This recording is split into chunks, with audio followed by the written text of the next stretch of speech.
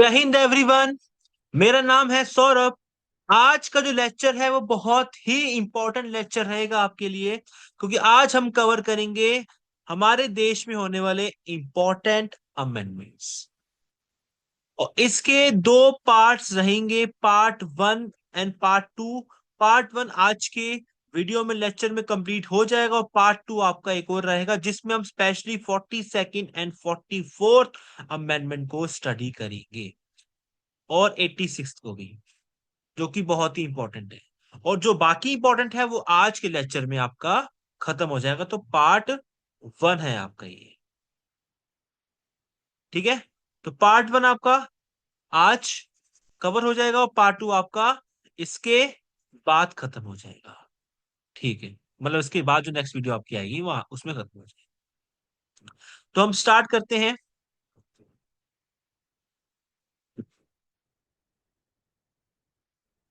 तो हम स्टार्ट करते हैं, फर्स्ट सीरियल नंबर है आपका फर्स्ट, और वैसे भी फर्स्ट, दोनों में फर्स्ट फर्स्ट है आपका।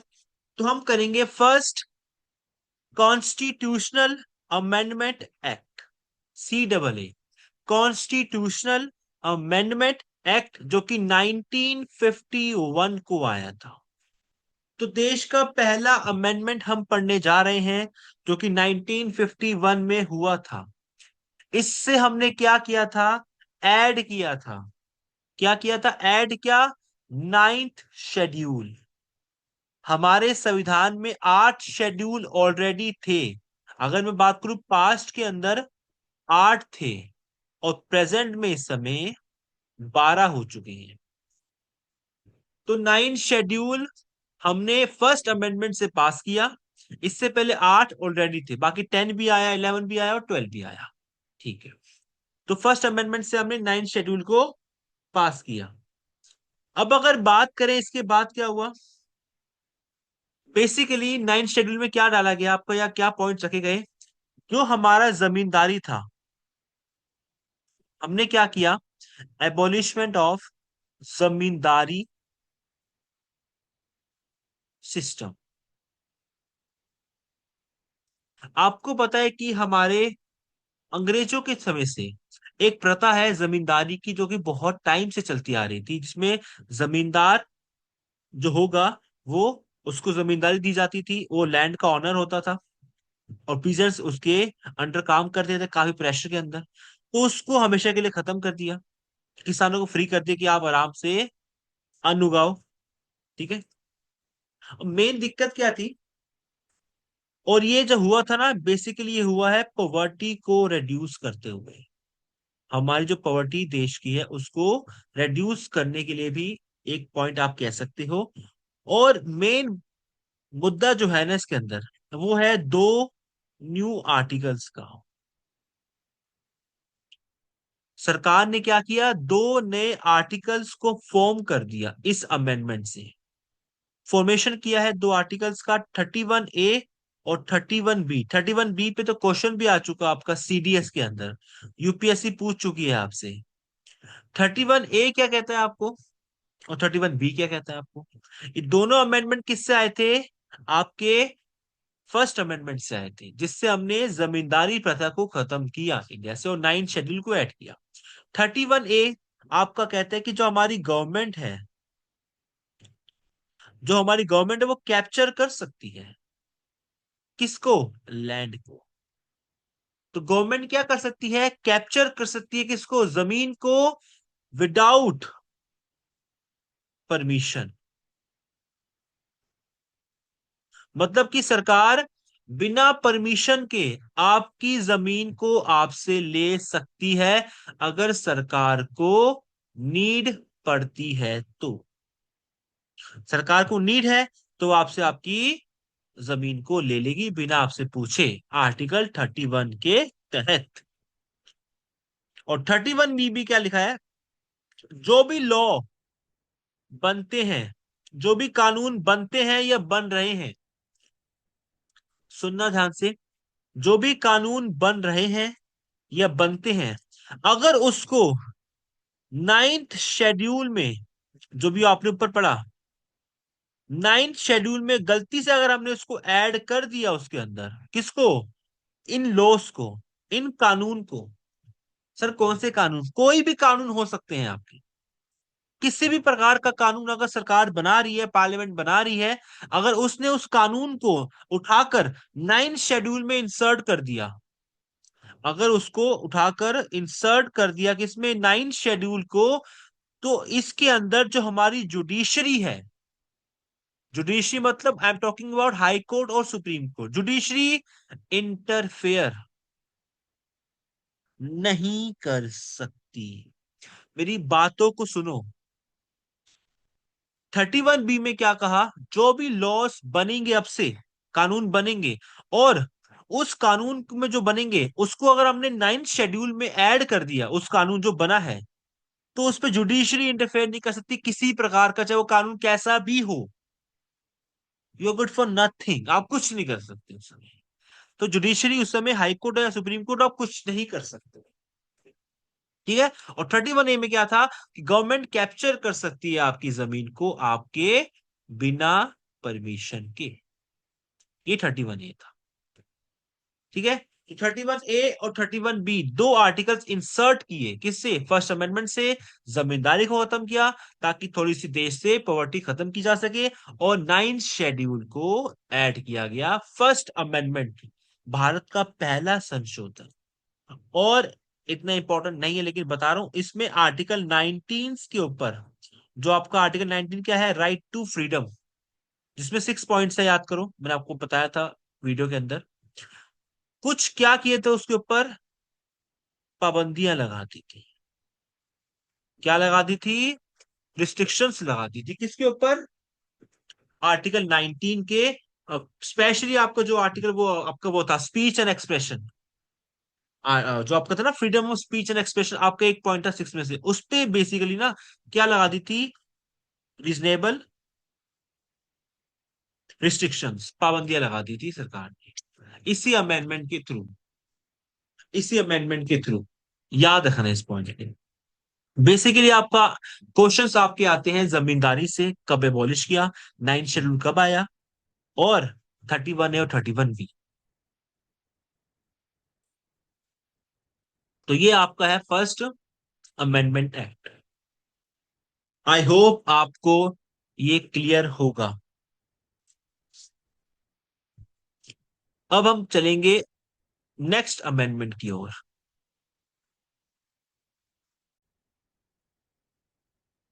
आई होप आपको क्लियर होगा। अब बढ़ते हैं नेक्स्ट की ओर, जो कि हमारा रहेगा अब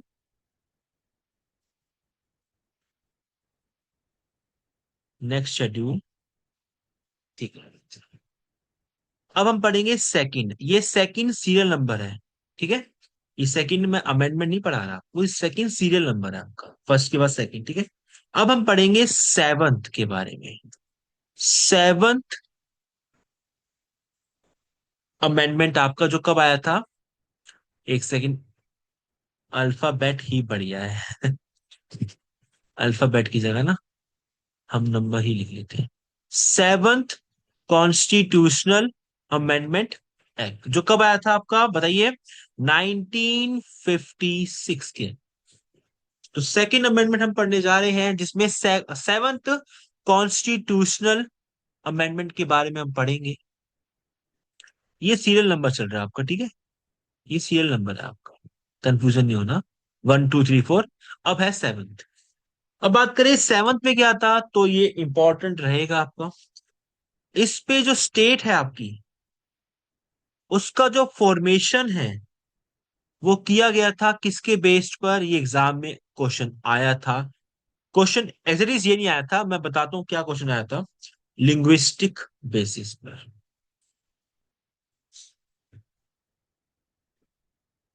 क्वेश्चन क्या था आपका, कि कौन से अमेंडमेंट से स्टेट का जो फॉर्मेशन होगा वो किससे होगा, लिंग्विस्टिक बेसिस से होगा, तो आप अमेंडमेंट लगा दोगे सेवंथ अमेंडमेंट से। बट ये पता किससे हुआ था, ये हुआ था आफ्टर फैजल अली कमीशन। तो एक फैजल अली कमीशन थी आपकी, 1955 में आई थी। इस कमीशन के बाद सरकार ने कहा था कि जो भी एक्ट आएंगे, जो भी स्टेट का हम फॉर्मेशन करेंगे, वो लिंग्विस्टिक बेसिस पे करेंगे। आफ्टर दिस कमीशन, 1955 में आई थी ये फैजल अली कमीशन।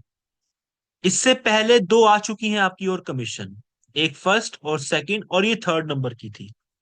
इंपॉर्टेंट है, मैं आपको बता देता हूं। पहली थी धार कमीशन, दूसरी थी जेवीपी कमीशन, और थर्ड थी आपकी कौन सी, फैजल अली, जिसको अडॉप्ट करके स्टेट को जो भी फॉर्मेशन होगा उसको लिंग्विस्टिक बेसिस पे होगा, ये डिसाइड किया गया था।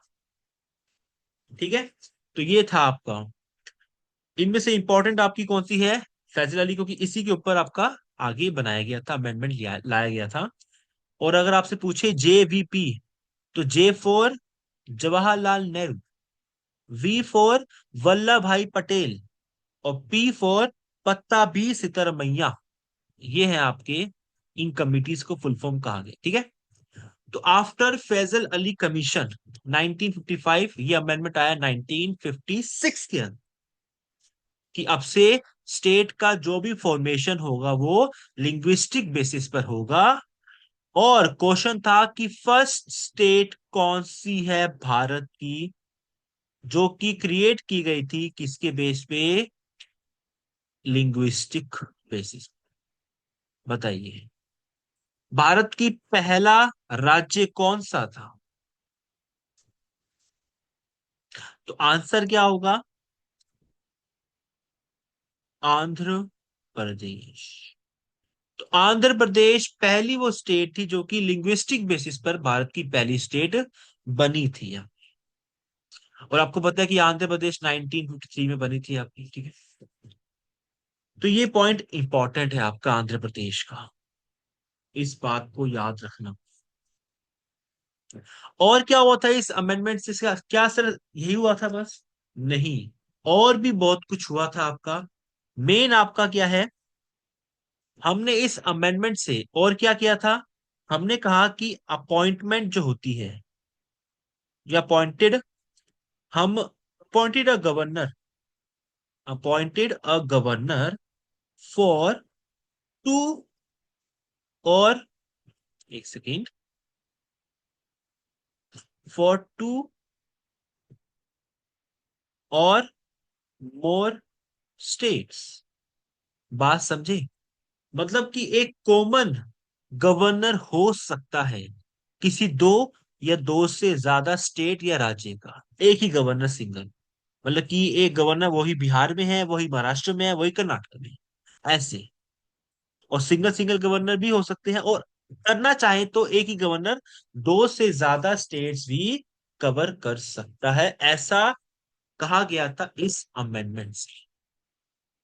और क्या कहा गया था, और भी क्या कहा गया था कि एक कॉमन हाई कोर्ट, ये बहुत इंपॉर्टेंट है, ये एग्जाम में क्वेश्चन आ चुका है आपका, कि एक कॉमन हाई कोर्ट अगर बनाना हो हमें टू और मोर स्टेट्स का, ये पॉसिबल है?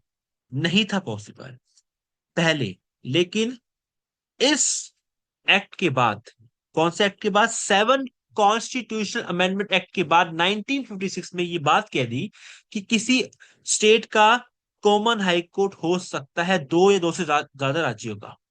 मतलब कि तीन राज्यों का, चार राज्यों का एक कॉमन हाई कोर्ट हो सकता है, उन चारों का एक ही है। ठीक है ना? जैसे मैं आपको एक एग्जाम्पल दे देता हूं। एग्जाम्पल क्या है जिससे आपको समझ आ जाएगा। एक गुवाहाटी जगह है, आपको पता है गुवाहाटी इंडिया की है, सिटी है। तो गुवाहाटी असम में है। तो गुवाहाटी का जो ब्रांच है आपका या बेंच है आपका, वो असम के लिए भी है, वो नागालैंड के लिए भी है। मतलब कि गुवाहाटी जो आपका हाई कोर्ट है वहां पे ये असम के लिए भी है, नागालैंड के लिए भी है, मिजोरम के लिए भी है, और अरुणाचल के लिए भी है। ये बात आपको शायद पता हो, शायद ना पता हो, लेकिन मैंने आपको बता दिया है कि कॉमन हाई कोर्ट बन सकता है दो या दो से ज्यादा राज्यों का। गुवाहाटी असम का है, लेकिन वो नागालैंड भी है, मिजोरम भी और अरुणाचल प्रदेश भी वहां पे जा सकते हैं। कॉमन हाई कोर्ट है इन चारों का। पूछे गुवाहाटी कॉमन हाई कोर्ट किसका है, तो असम का, नागालैंड का, मिजोरम का और अरुणाचल प्रदेश का, चार जगह का एक हाई कोर्ट है गुवाहाटी। ऐसे करके, जैसे आपका जो है वो है आपका, क्या कहते हैं, कलकत्ता या कैलकाटा कह लो इसको आप, या कोलकाता कह लो। पहले हम कलकत्ता कहते थे, कैलकाटा सॉरी, अब कहते हैं कोलकाता। इसका भी कॉमन एक्ट वेस्ट बंगाल के लिए है और एक अंडमान एंड निकोबार के लिए भी है। ऐसे हो सकता है आपका दो या दो से ज्यादा के लिए भी कॉमन हाई कोर्ट बना सकते हैं। ऐसा इस अमेंडमेंट से कहा गया था, जो कि सही भी है। आई होप आपको ये पॉइंट क्लियर होगा। मैंने आपको एग्जांपल दे दी ताकि आपको ज्यादा अंडरस्टैंड हो जाए। तो आप इसको नोट करो। और भी कुछ हुआ था इस अमेंडमेंट से। आज हम इन डिटेल डिस्कस कर रहे हैं हर अमेंडमेंट के बारे में, जो भी इंपॉर्टेंट लैंडमार्क है हमारे लिए। हमने पहले फर्स्ट पढ़ा, अब हम पढ़ रहे हैं सेवंथ। तो सेवंथ में जो जो हुआ आपका, हम सब कुछ पढ़ेंगे इन डेप्थ के अंदर। ठीक है, तो ये सब आप लिख लो। उसके बाद हम पढ़ते हैं इसके आगे और क्या हुआ। हमने पढ़ लिया गवर्नर बन सकते हैं दो या दो से चार स्टेट्स के, हाई कोर्ट बन सकता है, लिंग्विस्टिक बेसिस पे डिवाइड कर दिया स्टेट्स को। पहली स्टेट आंध्र प्रदेश, किसके बाद हुआ, ये फैजल अली कमीशन के बाद हुआ। इससे पहले भी दो कमिटीज आ चुकी है, धार और जेवीपी। लेकिन फैसला जो अंतिम लिया गया वो किस में लिया गया, फैजल अली में लिया गया। ठीक। अब हम चलते हैं आगे।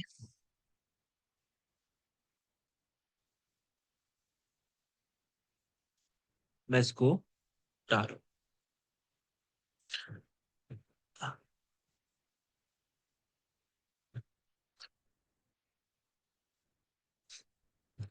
अब और क्या हुआ इसके साथ, अभी खत्म नहीं हुआ ये अमेंडमेंट, अभी इसी को हम कंटिन्यू कर रहे हैं। अब क्या किया गया, अपॉइंट के बारे में बात की गई दोबारा से। किसके बारे में, अपॉइंटमेंट ऑफ या अपॉइंटेड ऑफ एडिशनल के बारे में बात की गई है। किसके, एडिशनल या फिर आप कह सकते हो एक्टिंग। एडिशनल एंड एक्टिंग किसके बारे में बात की गई है, जजेस के बारे में। जो भी जजेस हैं हमारे, उनके बारे में बात की जा रही है यहाँ पे। किसके बारे में हो रही है ये, हाई कोर्ट। मतलब कि चाहे तो एडिशनल भी कर सकते, ऐड भी कर सकते हैं हाई कोर्ट में जजेस, और एक्टिंग जजेस भी बिठा सकते हैं अगर कोई जज अवेलेबल नहीं है। अगर कोई जज अवेलेबल ही नहीं है तो उसकी जगह पे कोई एज अ एक्टिंग जज बैठेगा, और हाई कोर्ट की एडिशनल को कर सकते हैं और सब्ट्रैक्ट भी कर सकते हैं, मतलब कि कमती बढ़ती इंक्रीज डिक्रीज हम कर सकते हैं हाई कोर्ट की जजेस की। ये बात कही गई। और आपको पता है कि हाई कोर्ट की रिटायर्ड एज कितनी है, 62 ईयर्स, ये पूछा गया था, इंपॉर्टेंट है आपका। और सुप्रीम कोर्ट की 65 ईयर्स है आप। 62 years for high court, 65 years of supreme, किसकी रिटायर एज ऑफ जजेस।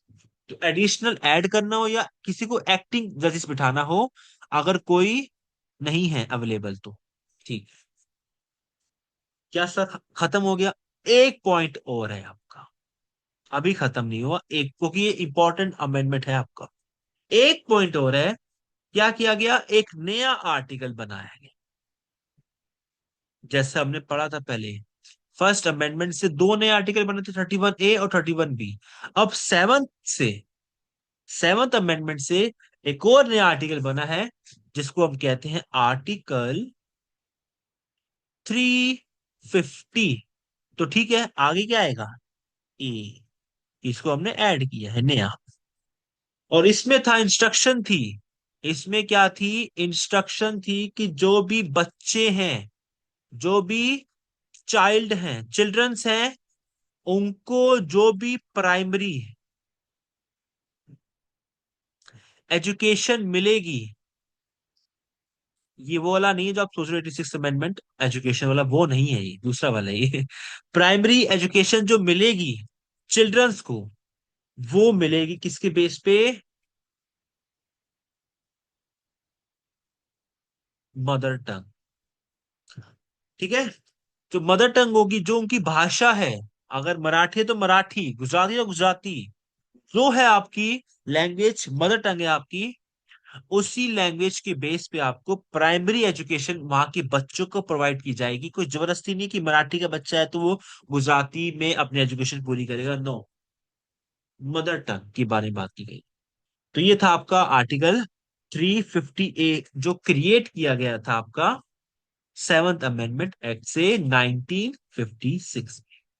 तो ये सब पॉइंट्स जो मैंने आपको बताए हैं, ये सब आपको कॉपी में नोट डाउन करने हैं, नोटबुक के अंदर। सब इंपॉर्टेंट पॉइंट्स आपके ये। अब ये अमेंडमेंट खत्म हो गया आपका। अब हम आएंगे नेक्स्ट अमेंडमेंट में। आई होप आपने ये, अगर आपको कोई भी अमेंडमेंट में कुछ भी इश्यू आया कि सर अभी ये, तो आप मुझसे ना कमेंट में पूछ सकते हो, मैं आपको वहां पे रिप्लाई कर दूंगा।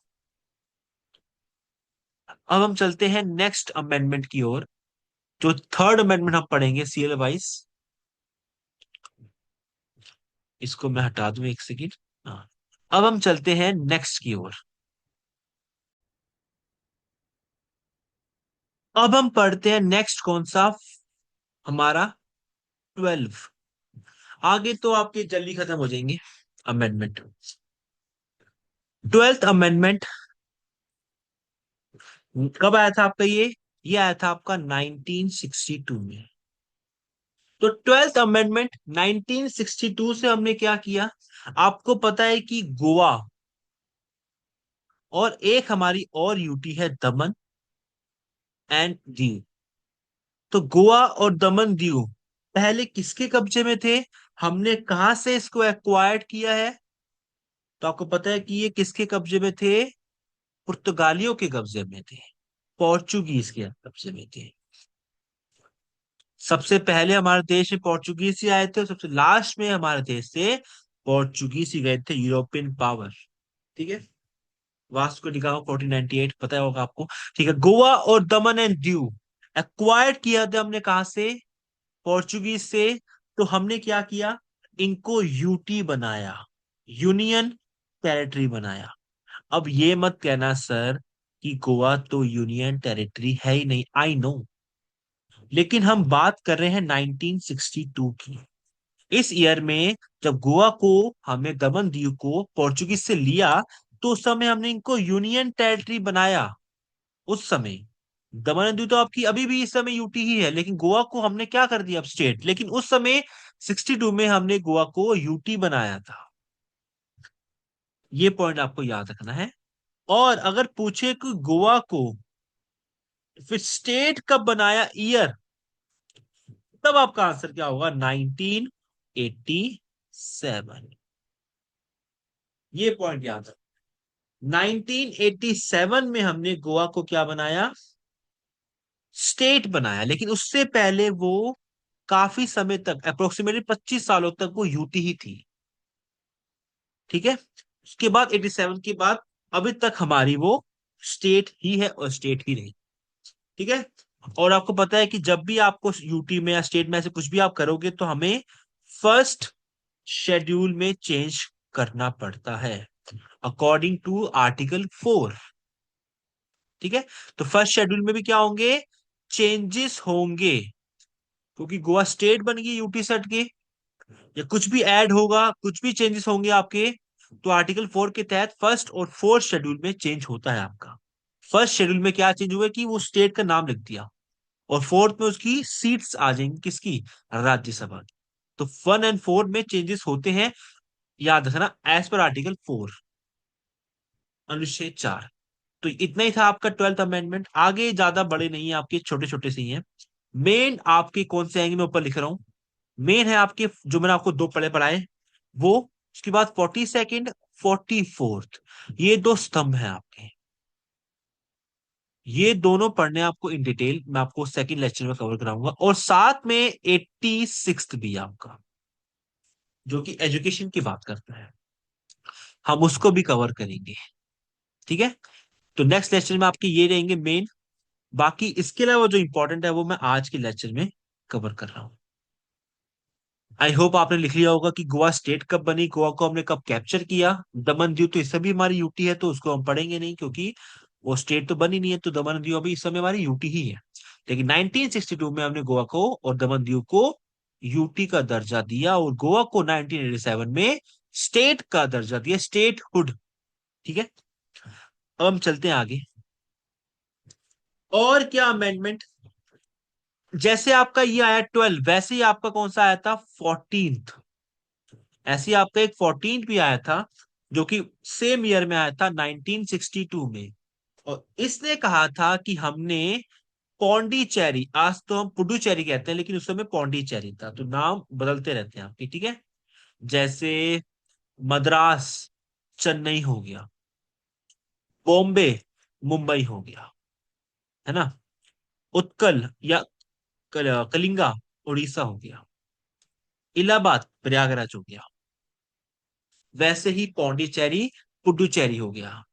जैसे पोर्ट ब्लेयर क्या हो गया, ये मुझे कमेंट में बताना कि अंडमान निकोबार की गवर्नमेंट ने जो उसकी कैपिटल है पोर्ट ब्लेयर, उसका नाम क्या कर दिया है चेंज करके। ये आप मुझे कमेंट में बताओगे, ठीक है। ये क्वेश्चन है आपका आज का। पौंडीचेरी जिसको आज कहते हैं पुडुचेरी, तो पौंडीचेरी जो कि हमने कहाँ से एक्वायर करी थी।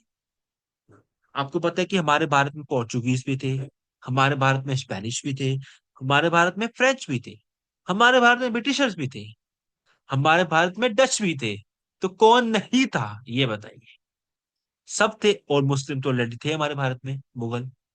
ठीक है, तो सबने भारत पे राज किया है, सबने।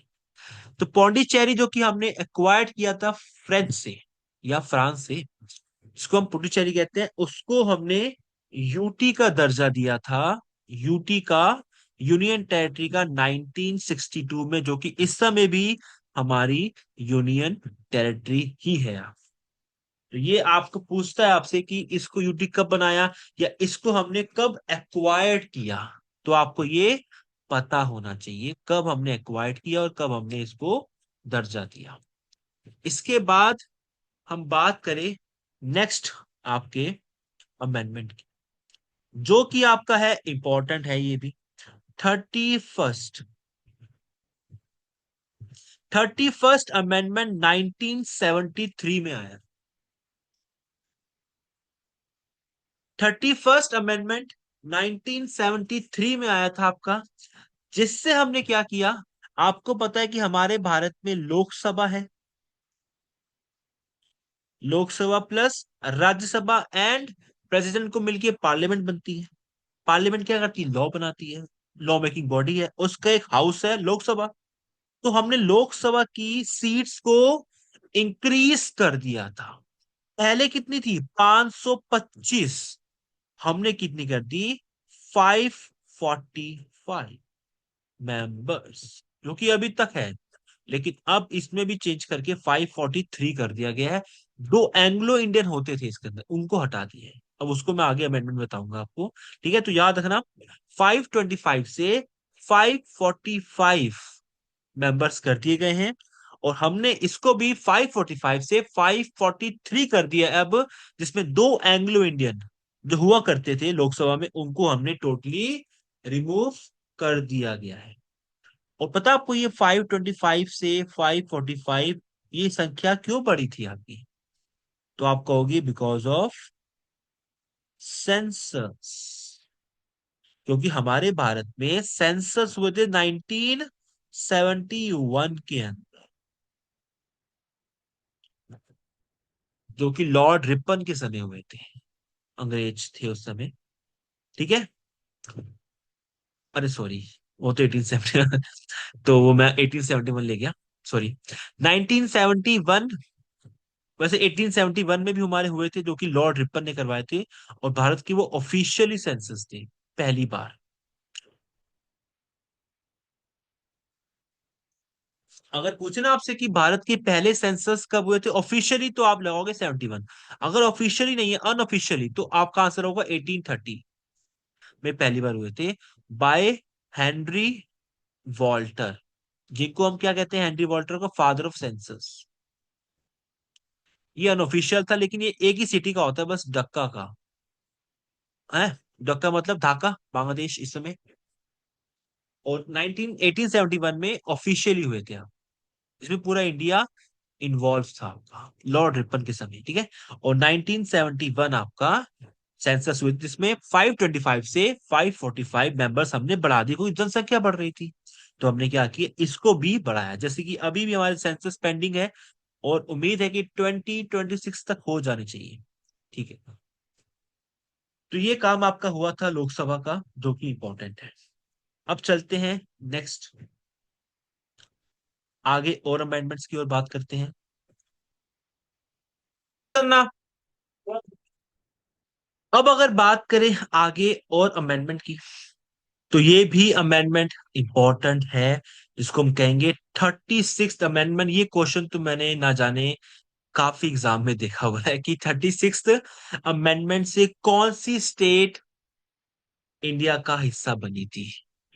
कसम से, ये मैंने क्वेश्चन हर एग्जाम में देखा हुआ, चाहे वो सीजीएल हो, चाहे वो एनडीए हो, चाहे वो सीडीएस हो आपका, चाहे वो एमटीएस हो। क्वेश्चन मैंने ये बहुत देखा हुआ आपका 36 अमेंडमेंट के ऊपर, कि इस अमेंडमेंट से कौन सी स्टेट आपकी इंडिया का पार्ट बनी थी। तो आपका आंसर क्या होगा, आपको पता होगा, सिक्किम। क्योंकि सिक्किम पहले क्या थी, इंडिपेंडेंट स्टेट थी। जब सिक्किम के लोगों से पूछा गया कि आपको इंडिपेंडेंट रहना है, जो कि रूलर रूल कर रहा है उनके साथ रहना है, या फिर इंडिया का पार्ट बनना है, तो सिक्किम के लोगों ने कहा कि हमें इंडिया के साथ रहना है, इंडिया से जुड़ना है। तो सिक्किम को इंडिया का पार्ट बनाया गया। तो आप क्या क्या कहोगे, Sikkim became state in the year of 1975, became state and part of India, ये भी ले सकते हो। इंडिया का हिस्सा भी बनी, और इंडिया का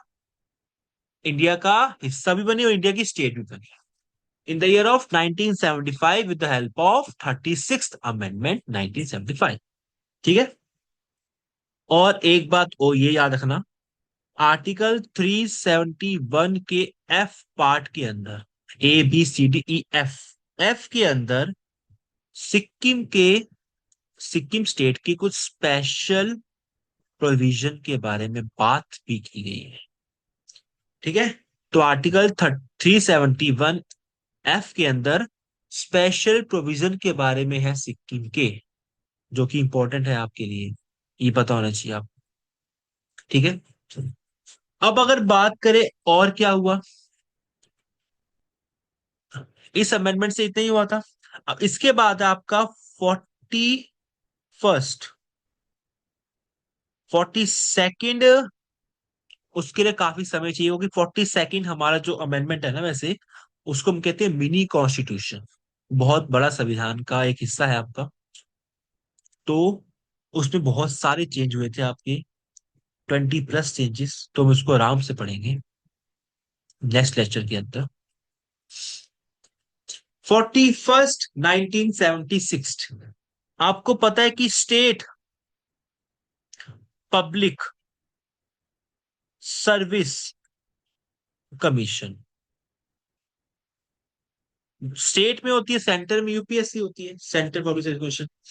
तो इसकी पहले एज थी 60 ईयर्स, रिटायरिंग एज, उसको कितना कर दिया, 62 ईयर्स कर दिया। ये आपका इंपॉर्टेंट है कि स्टेट लेवल में जो एसपीएससी आपकी एग्जाम्स करवाती है, आपकी स्टेट लेवल की एग्जाम्स, उसकी एज, रिटायरिंग एज चेयरमैन की, वो 60 ईयर्स थी, अब उसको 62 ईयर्स कर दिया। और आपको पता होगा 65 ईयर्स किसकी है, तो वो सेंटर की है। मतलब centre public service commission, centre को आप यूनियन भी कह सकते हो, यूनियन पब्लिक सर्विस कमीशन मतलब यूपीएससी। तो स्टेट में 62 ईयर्स, और सेंटर या यूनियन में 65 ईयर्स, बाय 41st अमेंडमेंट 1976। तो 60 को 62 कर दिया गया था। ये अमेंडमेंट से आपका चेंज किया गया था, ये पॉइंट आपको याद है। आगे चलते हैं। अगर पूछे और कौन से अमेंडमेंट तो आप कहोगे 61st अमेंडमेंट, जो कि मैंने आपको प्रेम्बल की वीडियो में भी डिस्कस किया था, 1988 और 1989। सर आपने 2 ईयर लिख दिए यहाँ पे तो। देखो 1988 में ना इसको लाया गया था, मतलब कि इंट्रोड्यूस किया गया था, लेकिन इस पे अगर मैं कहूं इम्प्लीमेंट या एसेंट, एसेंट कब मिला 1989 में, तो दोनों ईयर इंपॉर्टेंट है। आपको काफी जगह पे 1988 भी मिलेगा और 1989 भी मिलेगा। ऑप्शंस के हिसाब से आपको गेस करना होगा, ठीक है। देखो 1988 में लेके आए थे और 1989 में इसको अप्रूवल मिला है आज, तो दोनों इंपॉर्टेंट आपके लिए, ठीक है। और इससे क्या किया हमने, इससे हमने वोटिंग एज, आपको पता है कि भारत की वोटिंग एज पहले कितनी हुआ करती थी, 21 साल, 21 ईयर्स, उसको हमने कितना कर दिया, 18 साल। तो वोटिंग एज हमने रिड्यूस कर दी 21 से लेके 81 ईयर्स, जो भी मतलब स्पेशली किसके लिए था, ये लोकसभा के लिए, लोकसभा के लिए और लेजिस्लेटिव असेंबलीज के लिए, लेजिस्लेटिव असेंबलीज के लिए मतलब विधानसभा के लिए और लोकसभा के सांसद के, ठीक है। तो 21 साल से हमने 18 एज कर दी थी, हमने रेड्यूस की थी एज को, कि अगर आप, सिंपल सी बात है, if you are 18 plus then you can give vote and choose your leader. अगर आप 18 वर्ष के हो चुके तो आप अपने लीडर को चूज कर सकते हो, ऐसा कहा गया था किसके अंदर, 1988 या 1989 61st अमेंडमेंट से। इंट्रोड्यूस कब किया गया, 88 में। एसेंट कब मिला, 1989, लोकसभा के लिए और लेजिस्लेटिव असेंबलीज के लिए। सिंपल है। तो अभी एज कितनी है हमारी, 18 साल है, लेकिन पहले कभी 21 हुआ करती थी। और 73rd अमेंडमेंट और 74th अमेंडमेंट दोनों एक ही ईयर में आए थे, लेकिन अलग अलग हैं। 73rd अमेंडमेंट भी इसी ईयर में आया था और 74th अमेंडमेंट भी इसी ईयर में आया था, मतलब 1992 में। अगर पूछे 73rd से और 74th से हमने किया क्या, तो 73rd से हमने क्या किया, आपको पता है कि इंडिया के अंदर क्या किया हमने, पंचायती, ये वाला पंचायती नहीं है जो आप कहते हो 5 लोग बैठे हैं और पंचायती करने बैठे हैं, वो वाला नहीं है। पंचायती मतलब हमने भारत में पंचायत को क्या किया था, पंचायती राज इंस्टीट्यूशन, ठीक है। पंचायती राज को हमने भारत में इंसर्ट किया था, कहां पर, शेड्यूल नंबर 11 किया। याद है आपने शेड्यूल नंबर 9 पढ़ा था, फर्स्ट अमेंडमेंट से आया था, तो पूछा अगर आपसे शेड्यूल 11 कब आया, तो वो 73rd अमेंडमेंट से आया था 1992 में, जिसमें हमने पंचायत को, पंचायती राज को इंडिया में क्या किया, इंसर्ट किया, संविधान में इंसर्ट। और इसके पीछे बहुत सारी कमिटीज भी हैं इसके पीछे, चाहे वो अशोक मेहता हो, चाहे वो बलवंत राय, चाहे और भी बहुत सारी कमिटीज हैं जो कि पंचायत के लिए बनाई गई थी। लेकिन फाइनली नरसिम्हा राव, जो कि उस समय हमारे पीएम थे, उन्होंने बिल को अप्रूव कर दिया और पंचायत को संविधान का हिस्सा बना दिया। क्योंकि पहले कमिटीज जो आती है वो कमिटीज तो आती जाती रहेंगी, लेकिन संविधान में जो लिखी नहीं है ना उसको हम मानेंगे नहीं। इसे संविधान में ऐड कर दिया पंचायत को हमने ऑफिशियली 73rd अमेंडमेंट से 1992 में, ठीक है, शेड्यूल नंबर 11 के अंदर। और शेड्यूल नंबर 12 जो है आपका, शेड्यूल नंबर जो 12 है आपका, उसमें हमने ऐड किया क्या, म्युनिसिपैलिटीज, म्युनिसिपैलिटीज को ऐड किया। मतलब कि म्युनिसिपैलिटीज बनाई गई थी किस चीज के लिए, जो कि शहरों के विकास के लिए काम करेगी। अगर आपने ऑब्जर्व किया हो, हमारे घर पे हम सो रहे होते हैं, सुबह आती है, जब हम ऑफिस जा रहे होते हैं उठकर, एक हॉर्न बजाती पुलिस की सायरन की तरह एक गाड़ी आती है ना। तो वो भी किसकी गाड़ी होती है, म्युनिसिपैलिटीज, जो आपके घर का वेस्ट उठाने आती है। आप देखते हो पार्क बने हुए हैं, उनको मेंटेनेंस, सड़क, वो सब काम कौन करता है, हमारी म्युनिसिपैलिटीज करती है शहरों के लिए। और अगर बात करें आपसे कि पंचायत किसके लिए है, तो वो गांव के लिए है, गांव के डेवलपमेंट के लिए है आपके। ठीक है, गांव के डेवलपमेंट के लिए काम करती है। अगर पूछे कि म्युनिसिपैलिटीज में शेड्यूल नंबर 12 में कितने आइटम्स है, तो 18 आइटम्स हैं, जिस पर म्युनिसिपैलिटीज क्या कर सकती है, कानून बना सकती है, सब्जेक्ट्स हैं आपके। और पंचायत में कितने हैं, 29 सब्जेक्ट्स, जिसपे वो क्या कर सकती है, लॉ बना सकती है। 29 आइटम्स के ऊपर वो लॉ बना सकती है। तो पंचायत में आपको पता है कि ग्राम सभा होती है आपकी, पंचायत समिति होती है आपकी, जिला परिषद होता है आपका, सरपंच होते हैं, प्रधान होती हैं आपकी, अलग अलग आपके होते हैं, जो कि एक गांव के विकास के लिए काम किया जाता है। अगर आपसे पूछे कि हमारे देश में हमारे देश में सबसे पहले पंचायत को किसने अडॉप्ट किया, तो वो राजस्थान थी आपकी। लेकिन सीडीएस में क्वेश्चन आया था ये, लेकिन ये राजस्थान थी ना, ये एज पर बलवंत राय मेहता कमेटी थी। ये सुन लो, बहुत इंपॉर्टेंट बात है। बलवंत राय मेहता कमेटी थी आपकी। कौन सी? बलवंत राय मेहता कमेटी, जो कि 1957 में आई थी, और राजस्थान ने 1959 को अडॉप्ट करके पहली बार पंचायत खोल ली थी इंडिया में। राजस्थान में कहा, नागौर डिस्ट्रिक्ट में। लेकिन मैं पूछूं, 73rd अमेंडमेंट जब भारत में आया 1992 में, ऑफिशियली जब ऐड किया गया, उसके बाद कौन सी पहली स्टेट थी जिसने अडॉप्ट किया पंचायत को? तो लोग क्या लगाते हैं, राजस्थान ही लगा के आ जाते हैं, लेकिन राजस्थान इसका आंसर नहीं होगा। राजस्थान एज पर बलवंत है, एज पर 73rd आंसर क्या होगा, कर्नाटका।